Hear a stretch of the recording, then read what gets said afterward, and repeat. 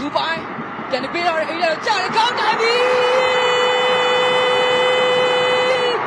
ကိုရီးယားကိုင်းစီရဲ့ကျွန်တော်ပြောခဲ့လို့ပဲဒီလိုအခွင့်အရေးတွေရရင်ကောင်းကောင်းကြီးအဆုံးသတ်တဲ့မြန်မာယူဆပေါ်နေဒီချိန်မှာလည်းသွင်းဖို့တကူထပ်ပြီးတော့သွင်းပြခဲ့ပြီဖြစ်ပါတယ်ဟိုဘိုင်းနဲ့ဆိုရင်ကျွန်တော်စောပိုင်းနေဆက်ခဲ့လို့ပဲအနေအများကြီးခိုက်တဲ့အနေပဲဒီမှာအသေးဥဆောင်မှုတွေတူတဲ့ဆိုဒီနေ့မှလည်းပြည်သက်တွေတကယ်ကိုလိုချင်နေတဲ့ဥဆောင်မှုတော့ပွဲသားကြီး7မိနစ်ကျော်မှတူခဲ့ပြီဖြစ်ပါတယ်သူကကွင်းထဲမှာစီရပြည်သက်တွေအားပေးတယ်တကယ်ကိုရေကုန်စရာအပြည့်နဲ့ဒီမှာသမိုင်းအတွက်တကယ်ကိုပဲအတက်စရာတခုဖြစ်နေကြရတယ်ဖြစ်ပါတယ်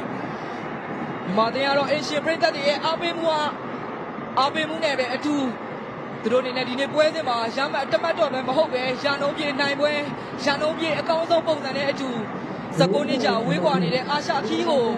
ခရီးဆက်ဖို့အတွက်အတော်လေးယုံကြည်မှုပြင်းထန်နေတဲ့ပုံရိပ်မှာတော့ရှိနေကြတာဖြစ်ပါတယ်ဒီလိုအဝယ်ခံမှုမျိုးတော့မြန်မာပြည်သက်တွေနဲ့အတူမြန်မာအသင်းသားတွေလည်းမခံစားရတာကြာပြီဖြစ်တဲ့ကြောင့်ဒီအတွင်းကိုသင်ပြီးချိန်မှာတော့မြန်မာပြည်သက်တွေဟာတကယ်ကိုပဲပောက်ကွဲတံတော့ကျွန်တော်တို့မြင်တွေ့ကြားတွေ့ခဲ့ရတယ်ဖြစ်ပါတယ်ဟုတ်ပါတယ်သူတို့ကအနာဂတ်မှာသေချာပေါက်အားကိုးရမယ့်ကစားသမားတွေဖြစ်ကြောင်းကိုဒီကနေ့မှလည်းဒီသင်းကိုနဲ့အတူထပ်ပြီးတော့မြန်မာယူဆက်ကွန်တင်တက်တည်ပြခဲ့ပြီးဖြစ်ပါတယ်ဟုတ်ပါတယ်စောပိုင်းကအသင်းကိုသွေးယူပေးခဲ့တဲ့ညီညီတန့်ပဲဖြစ်ပါတယ်ညီညီတန့်ကတော့မြန်မာယူဆက်ကွန်ကိုရီးယားမာတင်ပွဲတော့အကောင်းဆုံးတကြောပြန်ပြီးတော့ဥဆောင်လိုက်ပြီးဖြစ်ပါတယ်ဒီနေ့မှာထပ်တူအောင်ပွဲခံဖို့အတွက်ထပ်တူပျော်ရွှင်ဖို့အတွက်သူ့နာကွင်းတဲ့အထိအင်တိုင်းအားတိုင်းရရှိနေတဲ့ပြည်သက်တွေအတွက်ဒီနေ့မှာအမောပြေအတွင်းကိုတော့ထပ်ပြီးတော့မြင်တွေ့ခဲ့ရပြီဖြစ်ပါတယ်ဟုတ်ပါတယ်မြန်မာအသင်းကတော့သူရဲ့အားသာတဲ့ကောင်းကင်မော်တွေအမြင့်မော်တွေပဲဒီချိန်မှာတော့ရရှိလာတဲ့ကောင်းကင်မော်တွေပဲ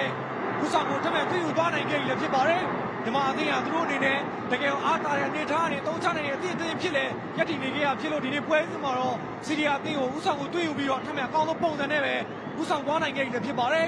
ဒီချိန်မှာမြေတွေ့ပုံမြေတွေ့နေထားရတော့မြန်မာအသင်းရဲ့အသင်းကောင်းသောအောင်တရားရဲ့ပါနေမှုကိုလည်းမြင်တွေ့ခဲ့ရတယ်ဖြစ်ပါတယ်။ဒါကြောင့်မြန်မာအသင်းကဒီနေ့မှာတော့စီးရီးယားအသင်းကိုတကိုးနဲ့ဆက်လက်ပြီးတော့ဥဆောင်ထားနေသေးတယ်ဖြစ်ပါတယ်။စောပိုင်းကဝင်းမင်းသက်အနေနဲ့တရားအနာတရားရရှိပြီးတော့ထောက်ခေါက်သွားချိန်မှာတော့သူ့အတွက်ဝမ်းသာစရာသတင်းတစ်ကောင်းတစ်ခုလည်းဖြစ်ပါတယ်။ကျွန်တော်တင်ဆက်နေတဲ့ချိန်တွင်းမှာပဲ19နှစ်လောက်ဝေးကွာနေတဲ့တကယ်ကိုပြည်သက်တွေရောကစားသမားတွေရောလိုချင်နေခဲ့တဲ့အာရှမလားဝင်ခွင့်အိမ်ဘက်ကတကယ်ပဲဖြစ်လာခဲ့ပြီဖြစ်ပါတယ်။ဟုတ်ပါတယ်ကိုကြီးဆိုရင်ပြည်သက်တွေရောကစားသမားတွေရောတကယ်ကိုဝေးကွာနေခဲ့ပြီဖြစ်တဲ့အာရှမလားဝင်ခွင့်ရောဒီနေ့မှာယူဆကွန်အသင်းဝင်ခွင့်ရရှိသွားခဲ့ပြီလည်းဖြစ်ပါတယ်